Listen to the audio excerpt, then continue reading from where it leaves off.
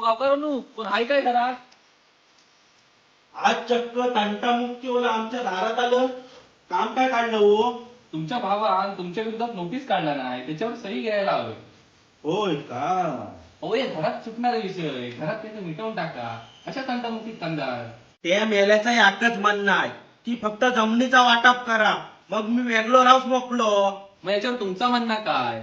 त्याचा विषय तुम्हाला पटतोय काय? त्याचा म्हणणं पट्टाय माझ आणि मी वाटप कराय पण तयार हो, पण जमिनीचाच फक्त नाही. आमचो आजो पंजो काय फक्त जमिनीच हातात देऊन गेलो नाही आहे. गावची गावराटी आहे, गावकी भावकी देवस्थान आहे गावचा, या सगळा मी सांभाळतो. परत गणपती आलो, शिंगो आलो, कवाल काठी, या सगळा मीच सांभाळतोय ना. या सगळ्याचा वाटप तो वर्षवलीवर घेऊन तयार असेल ना, तरच जमिनीचा वाटप होईल. पण त्याला त्या विषयामध्ये पडायचं नाही आहे, त्यानं फक्त जमिनीचा मुद्दा टाकलाय. मग राहू देत, गेलो उडत.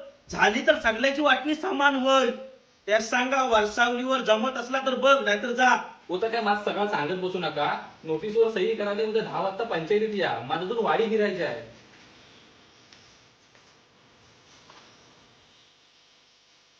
चला बघा करून येतो. जो मेलो असो भाव, मेल्यास पैसो पैसो जमनी जमनी करता निसतो. बाकी मेल्यास काय नको, जमनी विकून काय खाय मेल्या पोटावर येणार मेल्यावर.